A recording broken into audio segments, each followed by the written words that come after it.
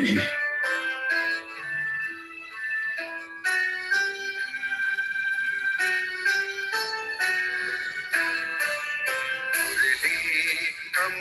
की धारा है धारा जो देती दुखों से किनारा। मुरली अमृत की धारा है धारा जो देती दुखों से किनारा। भूले जीवन में हो जा शिव बाबा मुरली में समझा। भूले जीवन में हो जा शिव बाबा मुरली में समझा। तुम्हें देवता बनना है प्यारा, देखो गलती न करना दोबारा। अमृत की धारा है धारा जो देती दुखों से किनारा।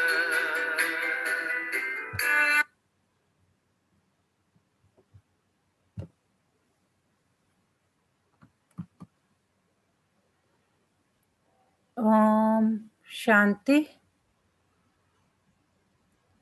ओम शांति।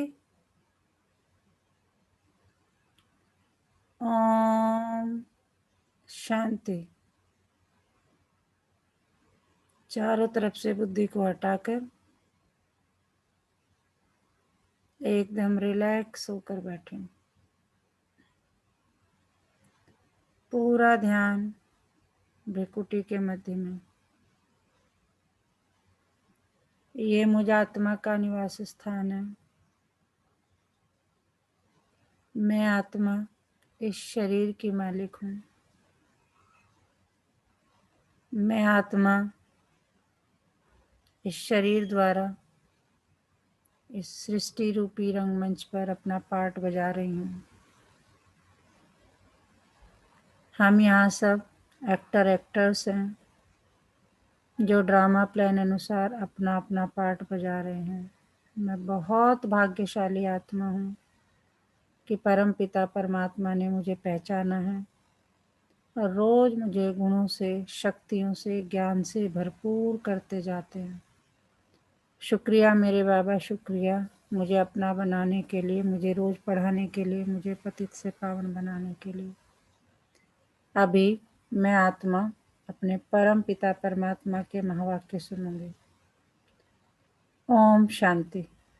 आज 26 फरवरी 2021 बाबा के महावाक्य हैं। पहले सुनते हैं मुरली का सार। मीठे बच्चे, संगम पर तुम्हें नई और निराली नॉलेज मिलती है। अभी कौन सा युग चल रहा है? संगम युग। संगम युग क्या होता है अन्नू जी? मैम, जब आप ना अपनी गंदगियों को साफ करते हो, प्यूरिफिकेशन वाला प्रोसेस जब होता है, जब आप कब आता है संगम युग? मैम सतयुग से पहले आता है। हाँ, सतयुग और कलयुग के बीच का जो टाइम होता है ना, जो टाइम वो संगम। एक्चुअली हाँ, बिल्कुल बिल्कुल। तो बाबा कह रहे हैं, मीठे बच्चे, संगम पर तुम्हें नई और निराली नॉलेज मिलती है। कौन सी? तुम जानते हो हम सब आत्माएं एक्टर्स हैं। एक का पार्ट न मिले दूसरे से। हम सब आत्माएं क्या कर रहे हैं? यहाँ पर अपना ड्रामा प्लान अनुसार पार्ट बजा रहे हैं। तो एक का पार्ट न मिले, दो के पार्ट एक जैसे हो जाएंगे तो फिर तो कोई फायदा ही नहीं है ना। एक हीरो है, एक हीरोइन है, एक विलेन है, एक किसी का रोल कर रहा है, किसी का रोल कर रहा है। तो बाबा कह रहे हैं एक का पार्ट ना मिले दूसरे से। आज का प्रश्न है, माया पर जीत पाने के लिए तुम रूहानी योद्धों को यानी क्षत्रियों को कौन सी युक्ति मिली हुई है? बाबा कह रहे मैंने तुम्हें कौन सी युक्ति बताई है जिससे तुम माया पर जीत पा सकते हो? उत्तर है, हे रूहानी क्षत्रिय, तुम सदा श्रीमत पर चलते रहो। बाबा कह रहे मैंने तो तुम्हें युक्ति बताई हुई है कि ना मनमत पर चलो ना परमत पर चलो, है ना। ना अपनी मन की मानो ना दूसरों की मानो। किस पर चलो? श्रीमत पर, जो परमात्मा बता रहे हैं। आत्माभिमानी बन बाप को याद करो, रोज सवेरे सवेरे उठ याद में रहने का अभ्यास डालो तो माया पर विजय प्राप्त कर लेंगे। उल्टे सुल्टे संकल्पों से बच जाएंगे। याद की मीठी युक्ति माया जीत बना देती है। बाबा कह रहे अगर तुम मेरी याद में रहोगे तो माया जीत बन ही जाओगे। और उसके लिए क्या करना है?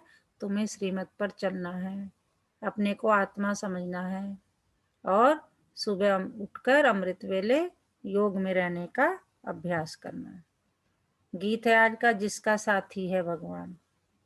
तो ये निश्चय हो गया कि हमारा साथी भगवान है। हाँ जी, किस किस को हो गया? यस। और सब नहीं बोल रहे हैं।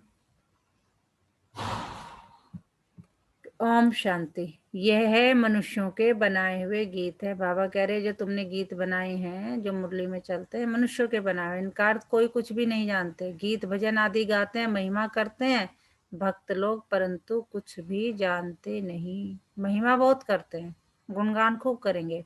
तुम बच्चों को कोई महिमा नहीं करनी है। बाबा कह रहे तुम्हें कोई गुणगान नहीं करना है। बच्चे बाप की कभी महिमा नहीं करते। बाप जानते हैं ये हमारे बच्चे हैं, बच्चे जानते हैं हमारा बाबा है। लौकिक में भी देखो ना, बाबा कह रहे कि महिमा करने की क्या जरूरत है, सबको पता है ये हमारा बच्चा और ये हमारा बाप है, तो महिमा करने की जरूरत नहीं है। बाबा कह रहे हैं बाप जानते हैं ये मेरे बच्चे हैं और बच्चे जानते हैं हमारा बाप है। अभी यह बेहद की बात है, फिर भी सब बेहद के बाप को याद करते हैं, अब तक भी याद करते रहते हैं। भगवान को कहते हैं हे बाबा, इनका नाम शिव बाबा है। जैसे हम आत्माएं हैं वैसे शिव बाबा है। हम भी बिंदी है, शिव बाबा भी बिंदी है। वो भी आत्मा है, हम भी आत्मा है, लेकिन वो कैसी है? परमात्मा। वो जीवन मरण के चक्र में नहीं आती है। वह है परमात्मा जिसको सुप्रीम कहा जाता है। उनके हम बच्चे हैं, उनको सुप्रीम सोल कहा जाता है। उनका निवास स्थान कहाँ है? परम धाम में। सब सोल्स वहां रहती है, एक्टर्स ही सोल्स हैं। तुम जानते हो नाटक में एक्टर्स नंबरवार होते हैं, हर एक के पार्ट अनुसार इतनी तनख्वाह मिलती है। हीरो हीरोइन का पार्ट की पगार अलग होगी, है ना। और किसी मान लो कोई नाटक में कोई प्रिंसिपल का रोल कर रहा है, कोई पियोन का रोल कर रहा है, कोई कुछ कर रहा है। कहने का मतलब जो मुख्य पार्टधारी होंगे उनकी तनख्वाह ज्यादा होगी। सब आत्माएं जो वहां रहती है सब पार्टधारी है, परंतु नंबरवार सबको पार्ट मिला हुआ है। जिसने जितनी मेहनत की है उसके हिसाब से उसको पार्ट मिला हुआ है। रूहानी बाप बैठ समझाते हैं कि रूहों में कैसे अविनाशी पाठ नूंदा हुआ है। बाप कह रहे मैं ही आके तुम्हें बताता हूँ कि तुम्हारी रूहों में यानी तुम्हारी आत्माओं में कैसे पाठ जो है नूंदा हुआ है। सारा पाठ इसमें जो हमारी आत्मा रूपी सीढ़ी है उसमें भरा हुआ है। सब रूहों का पाठ एक जैसा नहीं हो सकता, सब आत्माओं का पाठ एक जैसा नहीं हो सकता, सब में ताकत एक जैसी नहीं। तुम जानते हो सबसे अच्छा पाठ उनका है जो पहले शिव की रुद्रमाला में है। नाटक में जो बहुत अच्छे अच्छे एक्टर्स होते हैं उनकी कितनी महिमा होती है, सिर्फ उनको देखने के लिए भी लोग जाते हैं। तो यह बेहद का ड्रामा है। इस बेहद के ड्रामे में भी ऊंच कौन है? एक बाप है। ऊंचते ऊंच एक्टर, क्रिएटर, डायरेक्टर भी कहें वह सब है। हद के एक्टर्स, डायरेक्टर्स आदि, उनको अपना छोटा पार्ट मिला हुआ है। पार्ट आत्मा बजाती है, परंतु देह अभिमान के कारण कह देते मनुष्य का ऐसा पार्ट है। बाप कहते पार्ट सारा आत्मा का है, आत्माभिमानी बनना पड़ता है। बाप ने समझाया है कि सतयुग में आत्माभिमानी होते हैं, बाप को नहीं जानते। यहाँ कलयुग में तो आप आत्माभिमानी भी नहीं और बाप को भी नहीं जानते।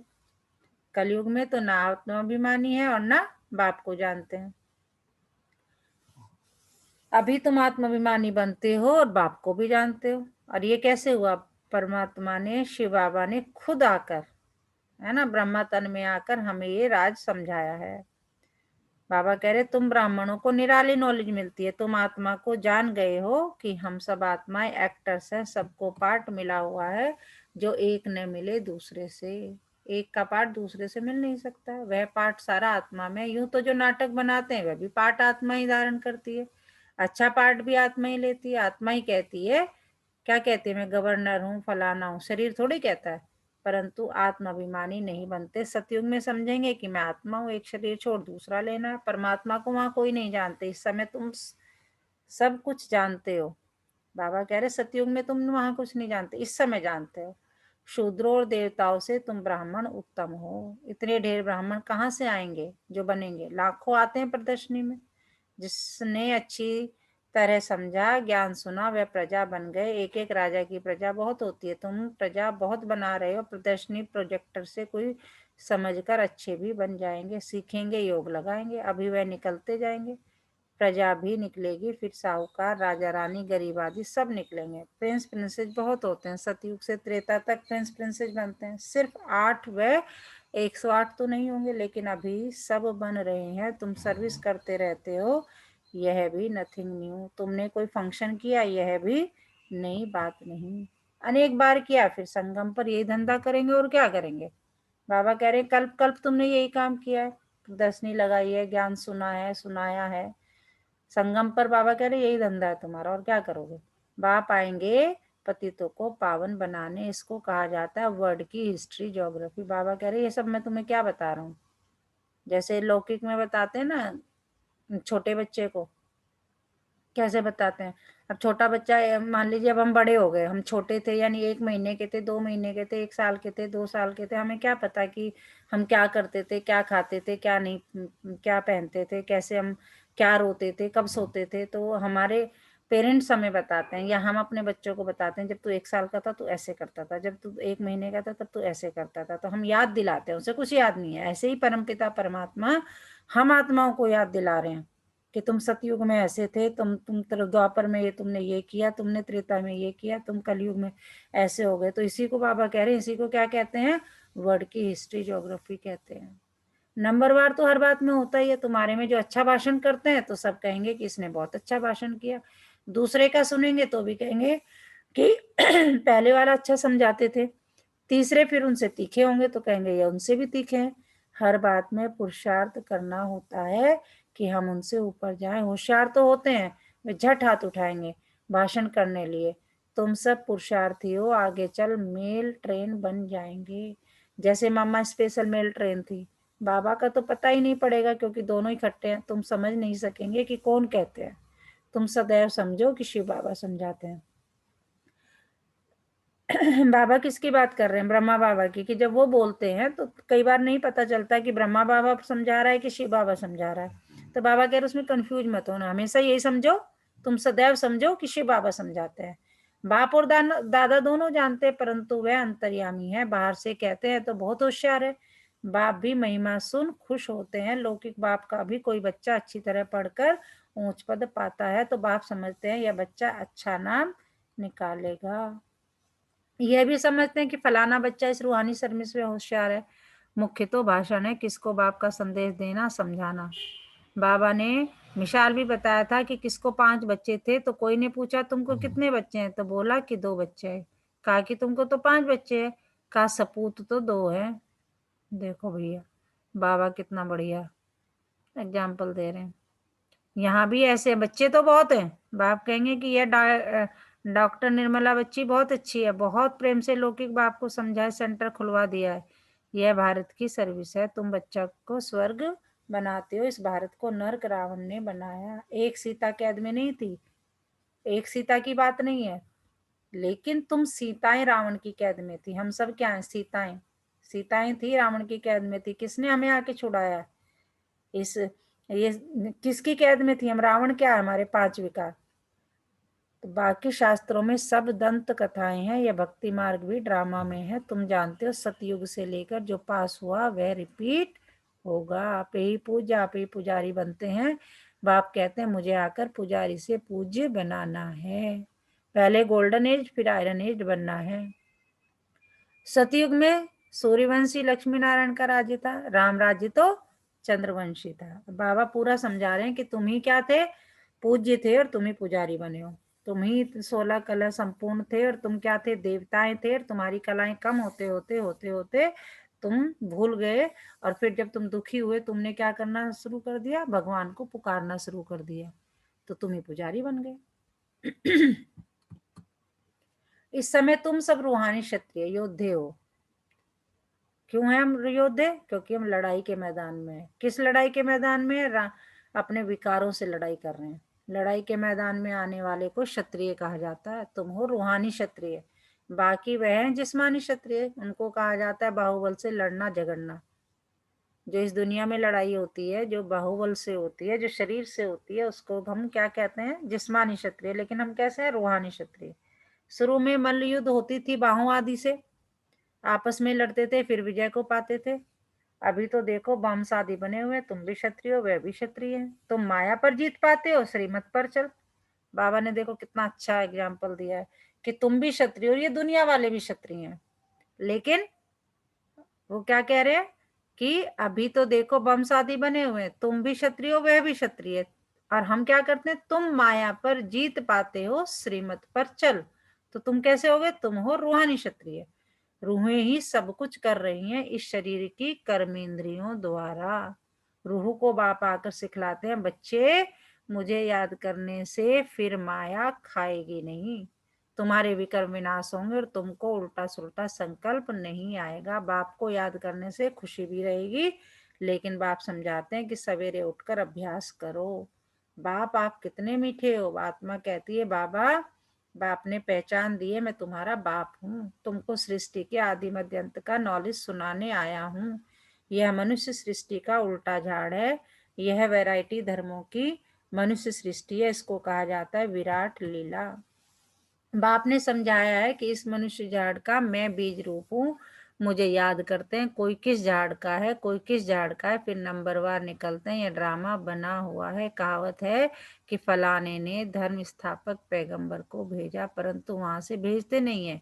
यह ड्रामा अनुसार रिपीट होता है। यह एक ही है जो धर्म और राजधानी स्थापन कर रहे हैं।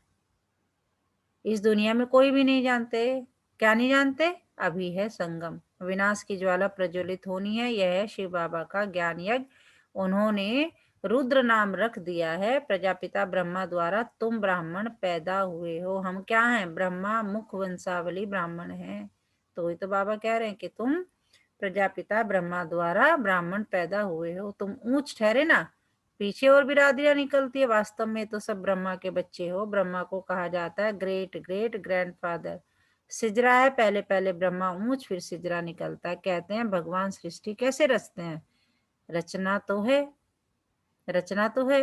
जब वह पतित होते हैं तब उनको बुलाते हैं, वही आकर दुखी सृष्टि को सुखी बनाते हैं। बाबा कह रहे कि मैं ही दुख हरता सुख करता हूँ। जब बिल्कुल तुम लोग मुझे पुकारते हो, कब से पुकारते आ रहे हो, है ना?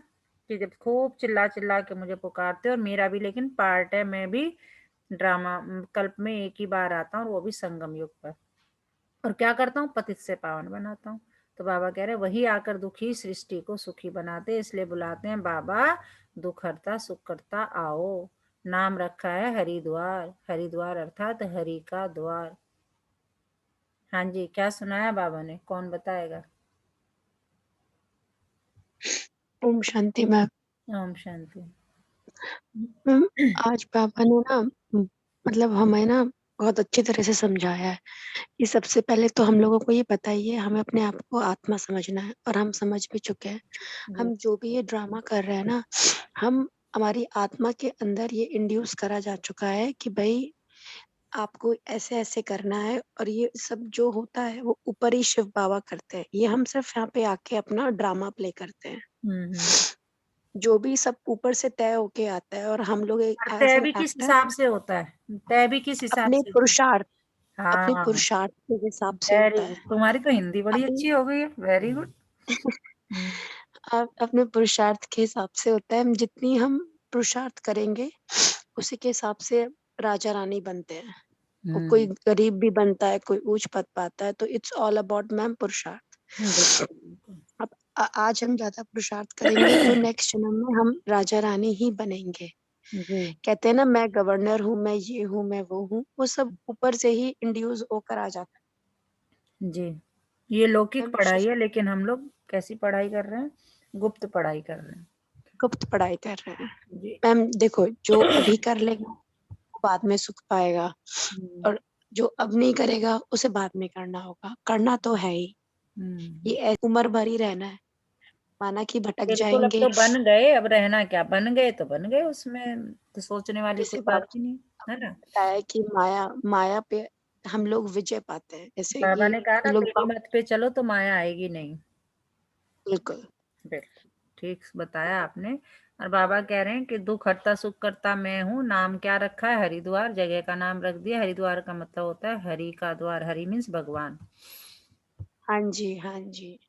वहां गंगा बहती है, समझते हैं हम गंगा में स्नान करने से हरि के द्वार चले जाएंगे, परंतु हरि का द्वार है कहाँ? वह फिर कृष्ण को कह देते हैं। हरि का द्वार तो शिव बाबा है, दुख हरता सुख करता। पहले तुमको जाना है अपने घर परम धाम। तुम बच्चों को अपने बाप का और घर का अभी मालूम पड़ा है। बाप की गद्दी थोड़ी ऊंची है, फूल है ऊपर में, फिर युगल दाना उसके नीचे। फिर रुद्रमाला कहते हैं, रुद्रमाला सो विष्णु की माला। विष्णु के गले का हार, वही फिर विष्णुपुरी में राज्य करते हैं। बाबा ये जो हम लौकिक में माला फेरते रहते हैं ना, उसका महत्व तो समझा रहे हैं कि एक्चुअल में ये होता है कि फूल है ऊपर में, फिर युगल दाना उसके नीचे, फिर रुद्रमाला कहते हैं। रुद्रमाला सो विष्णु की माला, विष्णु के गले का हार, वही फिर विष्णुपुरी में राज्य करते हैं। ब्राह्मणों की माला नहीं है, क्योंकि घड़ी घड़ी टूट पड़ते हैं। बाप समझाते हैं कि नंबरवार तो है ना, आज ठीक है कल तूफान आ जाते हैं, ग्रहचारी आने से ठंडे हो जाते हैं। बाप कहते हैं मेरा बनंती आश्चर्यवत सुनंती कथंती, ध्यान में जावंती माला में पिरंती, फिर एकदम भागंती चंडाल बनंती। देख लो बाबा कैसे बता रहे हैं कि पहले माया क्या करती है, आज ठीक है कल तूफान में आ जाते हैं। माया कोई ग्रहचारी आएगी, ठंडे हो जाएंगे। बाप कहते मेरा बनते हो, मेरी बातें सुनते हो, कहते भी हो, ध्यान में भी जाते हो, माला में भी आ जाते हो, फिर एकदम भागंती हो जाते हो और चंडाल बन जाते हो। फिर माला कैसे बने? तो बाबा इसलिए कह रहे ब्राह्मणों की कोई माला नहीं है। तो बाप समझाते हैं ब्राह्मणों की माला नहीं बनती, भक्त माला अलग है, रुद्र माला अलग है। भक्त माला में मुख्य है फीमेल्स में मीरा और मेल्स में नारद। भक्तों में देखो बाबा ने बताया हुआ, भक्त में नंबर 1 कौन है? मेल्स में नारद, और फीमेल्स में कौन है? मीरा। यह है रुद्रमाला।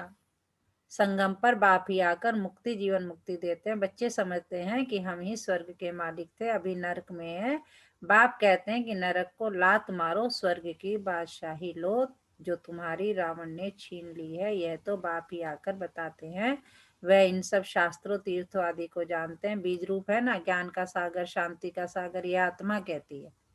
बाप समझाते हैं लक्ष्मी नारायण सतयुग के मालिक थे, उनके आगे क्या था? जरूर कलयुग का अंत होगा तो संगम युग हुआ होगा। फिर अब स्वर्ग बनता है। बाप को स्वर्ग का रचयिता कहा जाता है, स्वर्ग स्थापन करने वाला। यह लक्ष्मी नारायण स्वर्ग के मालिक थे। इन्हों को वर्षा कहाँ से मिला? स्वर्ग के रचता बाप से। बाप का ही है वर्षा। तुम कोई से भी पूछ सकते हो कि इन लक्ष्मी नारायण को सतयुग की राजधानी थी कैसे ली, कोई बता नहीं सकेंगे। यह दादा भी कहता है कि मैं नहीं जानता था, पूजा करता था परंतु जानता नहीं था। जो ब्रह्मा बाबा की बता रहे हैं कि उन्हें भी कुछ नहीं पता था। उन्होंने भी 12 गुरु किए, वो भी बहुत गीता पढ़ते थे, बहुत पूजा पाठ करते थे, सब कुछ कह रहे हैं। तो बाबा कह रहे हैं कि ये दादा भी नहीं भी कहता है मैं नहीं जानता था, पूजा करता था परंतु जानता नहीं था। बाप ने समझाया है यह संगम पर राजयोग सीखते हैं। क्या समझाया बाबा ने? यह संगम पर गीता में ही राजयोग का वर्णन है, सिवाय गीता के और कोई भी शास्त्र में राजयोग की बात नहीं है। बाप कहते हैं मैं तुमको राजाओं का राजा बनाता हूँ। भगवान ने ही आकर नर से नारायण बनने की नॉलेज दी है। भारत का मुख्य शास्त्र क्या है? गीता। गीता कब रची गई है जानते नहीं। बाप कहते हैं कल्प कल्प संगम पर आता हूँ, जिनको राज्य दिया था वो राज्य गंवाकर फिर तमो प्रधान दुखी बन पड़े। रावण का राज्य सारे भारत की कहानी है। भारत है ऑलराउंड और तो सब याद में आते हैं। बाप कहते हैं मैं तुमको 84 जन्मों का राज बताता हूँ। 5000 वर्ष पहले तुम क्या थे? देवी देवता थे। तुम अपने जन्मों को नहीं जानते हो। हे भारतवासियों, बाप आते हैं अंत में। आदि में आए तो आदि अंत का नॉलेज कैसे सुनाए? सृष्टि की वृद्धि ही नहीं हुई है तो समझाएंगे कैसे? बाबा कह रहे मैं आदि में नहीं आता, शुरू में नहीं आता, अंत में आऊंगा। अब मैंने कोई मूवी देखी है ना, मूवी चलाई, तो उसमें अगर मैं शुरू में ही किसी को कुछ सुनाना चाहूं तो क्या सुनाऊंगी जब मैंने देखी ही नहीं उसको? तो बाबा वही कह रहे हैं कि आदि आए तो आदि अंत का नॉलेज कैसे सुनाए? अगर मैं शुरू में ही आ जाऊंगा तो शुरू से लेकर अंत तक की नॉलेज कैसे सुनाऊंगा? सृष्टि जब बनी ही नहीं, वृद्धि ही नहीं हुई तो समझाएं कैसे? यह तो नॉलेज की दरकार ही नहीं, वहां तो नॉलेज की दरकार ही नहीं सतयुग में। तो बाप अभी संगम पर ही नॉलेज देते हैं। नॉलेजफुल है ना, जरूर नॉलेज सुनाने अंत में आना पड़े। आदि में तुमको क्या सुनाएंगे, शुरू में क्या सुनाएंगे, अंत में तो आगे सुनाऊंगा ना। बाबा बता रहे हैं कि मेरा पाठ अंत में ही है। यह समझने की बातें हैं। बाबा कह रहे हैं सब जो मैं तुम्हें बता रहा हूँ सब समझने की बातें हैं। भगवानोवाच कि मैं तुमको राजयोग सिखाता हूँ। यह यूनिवर्सिटी है पांडव गवर्नमेंट की। अभी है संगम, यादव कौरव और पांडव उन्होंने बैठ सेनाएं दिखाई है। बाप समझाते हैं यादव कौरव विनाश वाले विपरीत बुद्धि। क्या समझा रहे हैं बाबा कि यादव कौरव विनाश काले विपरीत बुद्धि। एक दो को गाली देते रहते हैं, बाप से प्रीत नहीं है, कह देते कुत्ते बिल्ली सब में परमात्मा है। बाकी पांडवों की प्रीत बुद्धि थी। पांडवों का साथी स्वयं परमात्मा था। पांडव माना रूहानी पंडे, वह है जिस्मानी पंडे, तुम हो रूहानी पंडे। अब बाबा ने यहाँ पे भी बता दी कि जो मैं महाभारतीय दंत कथाएं बनाई हुई है, एक्चुअली पांडव देखो ना, पांडव की जीत क्यों हुई, क्योंकि उनके साथ कौन था, सिर स्वयं भगवान था। और उनके साथ देखो, उनके सारे कौरवों के साथ सारे गुरु भी थे, सारे महारथी थे, और सारी मतलब श्री कृष्ण जी ने अपनी सारी सेना भी उनको दे दी थी कि तुम लो, सारे थे। और उनके साथ सिर्फ कौन था, सिर्फ भगवान। तो इसीलिए बाबा कहते हैं पांडव माना रूहानी पंडे, वह है जिस्मानी और तुम हो रूहानी पंडे। अच्छा, मीठे मीठे सिकिलदे बच्चों प्रति माता पिता बाप दादा का याद प्यार और गुड मॉर्निंग। रूहानी बाप की रूहानी बच्चों को नमस्ते। हम रूहानी बच्चों की रूहानी माता पिता बाप दादा को सर्व संबंधों से याद प्यार और गुड मॉर्निंग। नमस्ते बाबा, नमस्ते, शुक्रिया बाबा, शुक्रिया हमें अपना बनाने के लिए, हमें रोज पढ़ाने के लिए, हमें पतित से पावन बनाने के लिए। तो कौन सा गीत गाते रहना है, कौन सुनाएगा? वाह मेरा भाग, वाह मेरे बाबा। वाह ये ड्रामा। ड्रामा। और पाना था जो पा लिया और क्या बाकी रहा। ये भी तो हमारे बाबा का ही गाना, जो पाना था पा लिया और क्या बाकी रहा। अब तो बाबा के नशे में चलते रहना है। हाँ जी, क्या सुनाया बाबा ने? अन्नू के अलावा बोलेंगे, अन्नू जी नहीं बोलेंगे। जागो बच्चों जागो, बोलो बच्चों बोलो। ओम शांति दीदी। ओम शांति। पहले तो अनु जी को बहुत बहुत मुबारकबाद। बाबा की बच्ची बन रही हैं, बहुत अच्छी प्रयास कर रही है, मेहनत कर रही हैं गुड। ना। और आज बाबा ने समझाया है कि हम क्षत्रिय हैं, हम अपनी जो इंद्रियां हैं इनसे लड़ रहे हैं, हमें ताकि हम इन पे विजय प्राप्त करके नई सृष्टि में अपना उत्तम स्थान प्राप्त कर सकें। और इसके लिए बाबा समझा रहे हैं कि हमें अपनी कर्म इंद्रियों पे अ, अंकुश लगाना है। हमें रावण के राज्य से निकल कर राम के राज्य में जाना है। तो लड़ाई है और इस लड़ाई में हमें विजयी होना है, और इसके लिए हमें बाबा को तो हमेशा याद रखना ही है हमें। बिल्कुल। और ओम शांति दीदी। ओम शांति। और कोई बच्चा बोलेगा? धारणा के लिए मुख्य सार।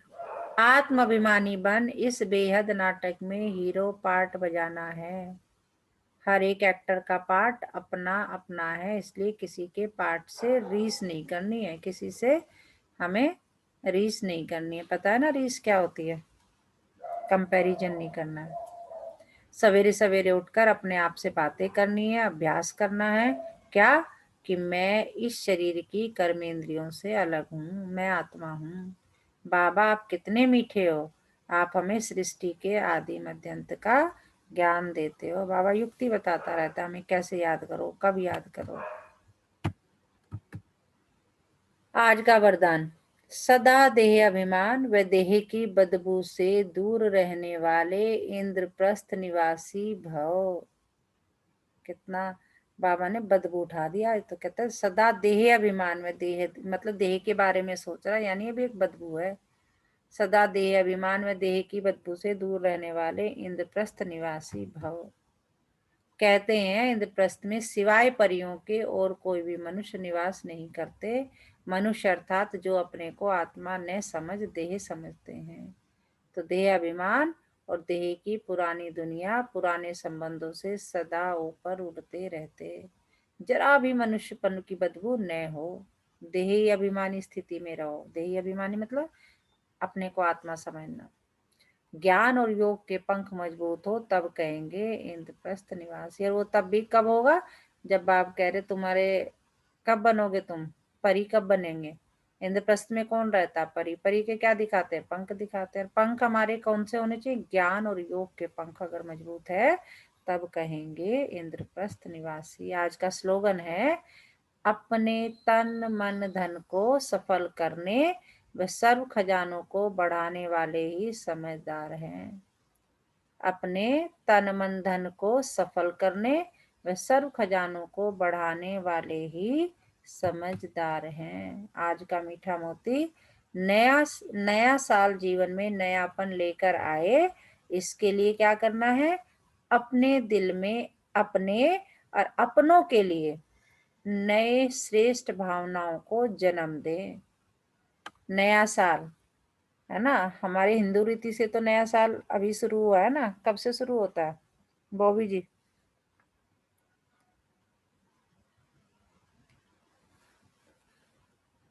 तो नया साल जीवन में नयापन लेकर आए, इसके लिए अपने दिल में अपने और अपनों के लिए श्रेष्ठ भावनाओं को जन्म दें। मतलब सबका भला हो, मेरा भी भला हो, सबका भला हो, इस सृष्टि का भला हो। और जितना हम सहयोग दिल से, दिमाग से, मन वचन कर्म से कर सकते हैं, हमें किसी भी आत्मा को ऊपर उठाने के लिए करना चाहिए। तो आज पूरा दिन किस सुमान में रहना। देखो कितनी प्यारी नगरी बाबा दिखा रहा है हमें। मैं इंद्रप्रस्थ निवासी हूँ, सतयुगी दुनिया दिखा रहा है मेरा बाबा। और वहां जाने के लिए क्या करना पड़ेगा? मुझे ज्ञान और योग के पंख मजबूत करने पड़ेंगे, तभी मैं इंद्रप्रस्थ की निवासी बनूंगी। अच्छा, ओम शांति। अभी हम योग करेंगे, सभी रिलैक्स होकर बैठे।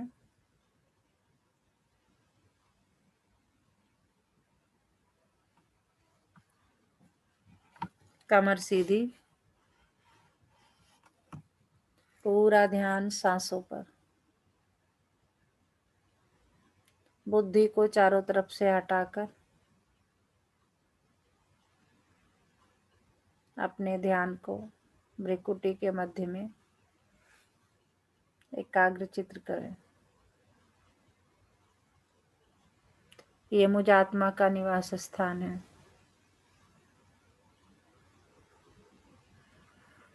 मैं आत्मा इस शरीर की मालिक हूँ।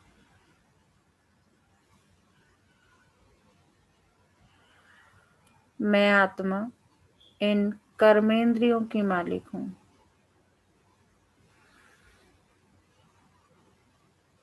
मैं बहुत भाग्यशाली आत्मा हूँ कि परमपिता परमात्मा ने मुझे एक स्वस्थ शरीर रहने के लिए दिया।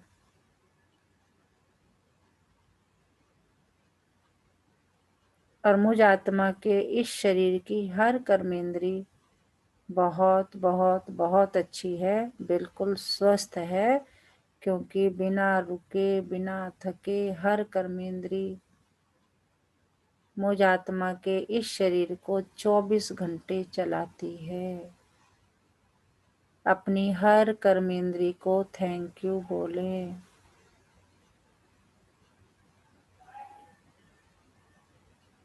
हर कर्मेंद्री मेरे इस शरीर का 24 घंटे बिना रुके बिना थके सेवा करती है। अगर सांस 1 मिनट भी रुक जाए तो मैं आत्मा इस शरीर में पाठ नहीं बजा सकती।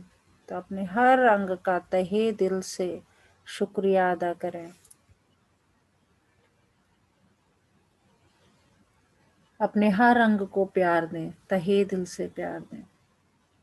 ऐसे महसूस करें जैसे आप हर अंग से गले मिल रहे हैं और उसे थैंक यू बोल रहे हैं।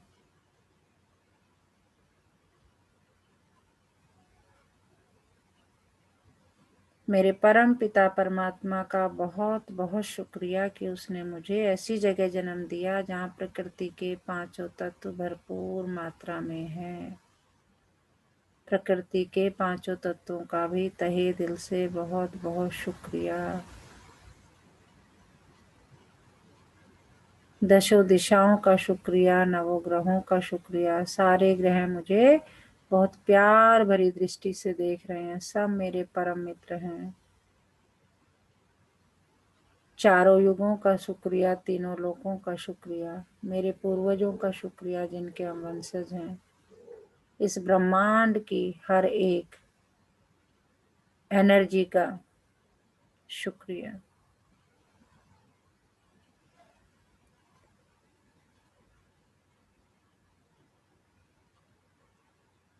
हर एक का तहे दिल से शुक्रिया अदा करें। आज की दिन का, आज की तिथि का, आज के तारीख का, आज के महीने का, आज के संवत का भी बहुत बहुत शुक्रिया। चलो मेरे बाबा, मीठे बाबा, प्यारे बाबा, आज के इस शानदार दिन की शुरुआत करते हैं। महसूस करें मैं और मेरे बाबा हाथों में हाथ डाले निकल पड़े आज की यात्रा पर, आज के दिन की यात्रा पर। मैं बेफिक्र बादशाह बाबा से बातें करता, इठलाता, सारा बोझ बाबा को देकर मस्ती में झूमता गाता जा रहा हूँ आज के दिन की यात्रा पर।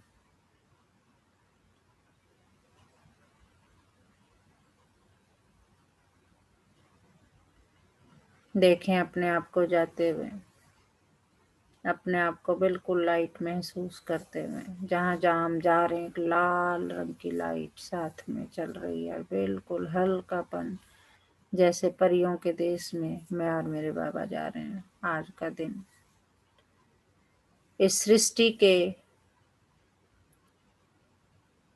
हर सजीव निर्जीव सभी का